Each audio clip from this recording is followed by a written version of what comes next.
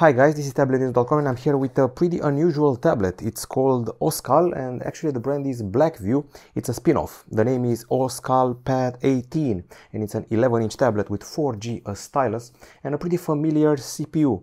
Let's unbox it and also share some impressions about it.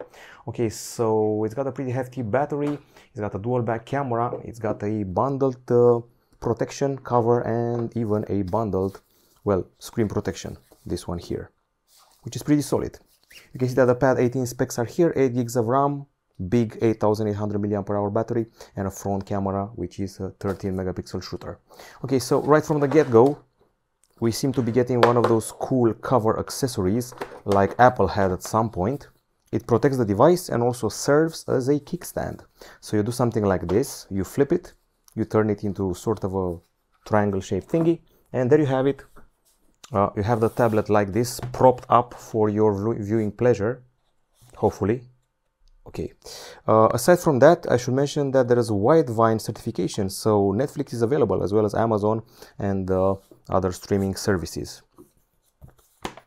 Okay, continuing the unboxing, inside the box of the Oscal tablet, we find a cable going from USB-C to USB-A, as well as a stylus, which is not of the active variety, and of course a charger which has an USB-A connector. It's an 18-watt charger, just so you know.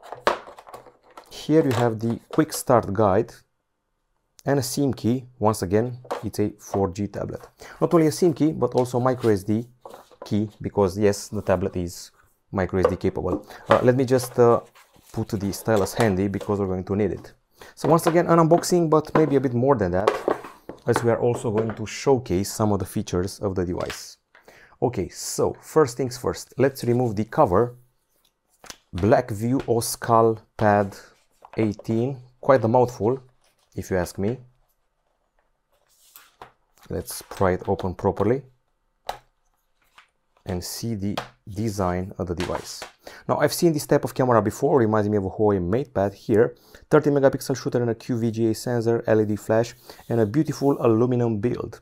I mean, yes, I do know that the bezels are, I would say, I would say that the bezels are rather thick here, but they're actually thick for a purpose, so you can rest your thumbs like this when you're watching a video or maybe even playing a game.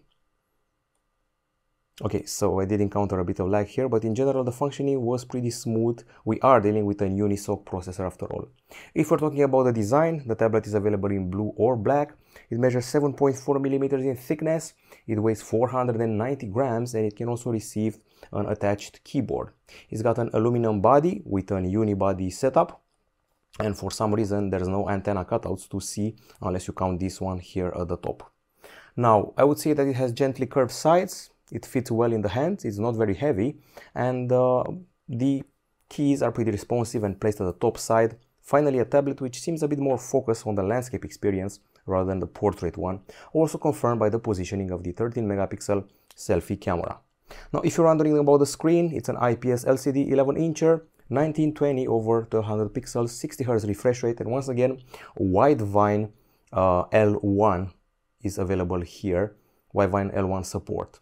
Interestingly, there are also special features for the screen. You can see here in the display section, you got your dark mode, you got your night light, font size, display size, direction lock, colors and contrast, screensaver, screen record, reading mode, and so much more. So the experience can be tweaked. Moving on, we find the familiar processor which I've seen before, Unisoc Tiger T616. Also available on the Realme Pad Mini and the Teclast T60 and the Chewy HiPad X Pro. We have quite a few RAM here, quite a bit of RAM, 8 gigs and 256 gigabytes of storage, but there is also a RAM expansion feature which should be available here somewhere, probably in the system manager area, because you do have that. We have free more space, smart power saving and game speed up plus one touch optimization are available here, but we can also maybe try and find it in the settings. Battery, storage, free up space, games. There's a PC mode, there's an about tablet mode, device name, RAM. this is actually where you can find it. You can add an extra 8 gigs of RAM for a total of 16, memory expansion, of course, virtual RAM. There's also a microSD card slot with support for up to 1 terabyte. And in spite of this slight bump earlier, in general, I didn't encounter any trace of lag, well, compared to the expectations from a Unisoc Tiger device. Also, no overheating, and you can play some minor games if you really want to, like Pokemon Unite, like basic ones, not exactly high-end shooters. I also see we have FM radio here in case you're wondering. We also did a bunch of tests. Let me just find them. So by tests, I mean benchmarks. Okay, so these are the results we achieved. Just for the sake of curiosity, in Geekbench 6, we are beating the Samsung Galaxy Tab A8 10.5 by a few hundred points or a few dozens of points. So that's the level we're at, just above the Tab A8 10.5, which also has a Unisoc processor, just so you know. Okay, so aside from that, I think it's high time we spoke about the battery. So once again, I'm going to resort to this app here. We have an 8800 mAh battery, which is quite solid for this diagonal size. And we actually achieved a pretty decent result here. Let me just show you. When I say decent result, I'm obviously talking about the battery life. So the battery life in the video playback mode, which mattered the most, is 14 hours and 21 minutes. It beats the likes of the Huawei MatePad 11 and Galaxy Tab S6 Lite. The charging will require about, I would say, 3 hours, which is quite long, but to be expected from a $400 tablet. Now, when it comes to the acoustics, well, I can actually play a tune for you. So you have this sample here.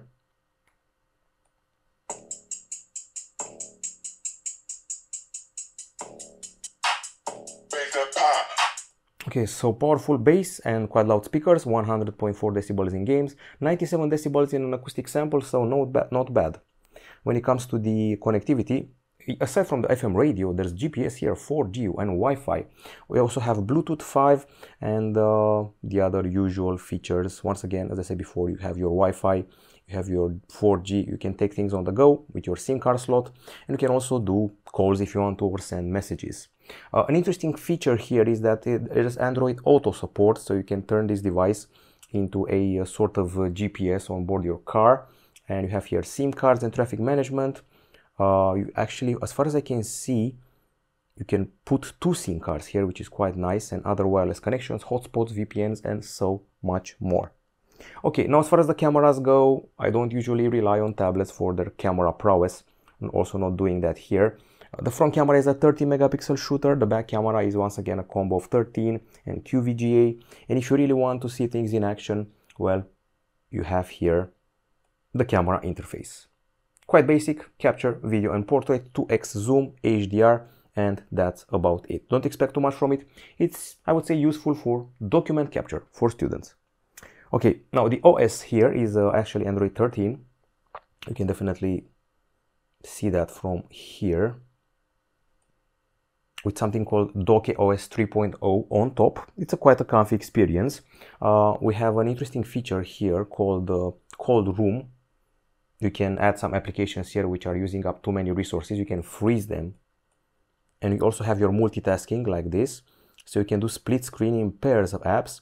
So for example, I can have photos in one side of the screen, split left, and also Google Play in the other half, and use both of them at the same time. And also resize the windows, and also have a floating window on top of them if I want to. So yeah, that's one shade of multitasking applied here.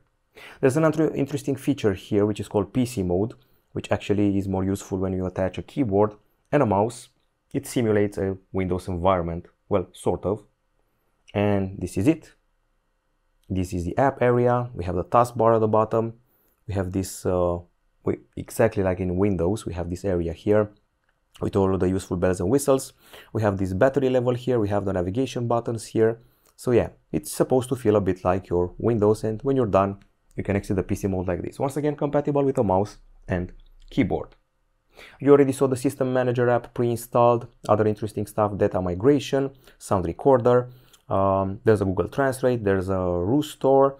What else? You probably want to see the virtual keyboard, which is looking like this, quite comfy and well spaced, pretty close to stock. And I think that's pretty much it, unless you're missing something from the settings area.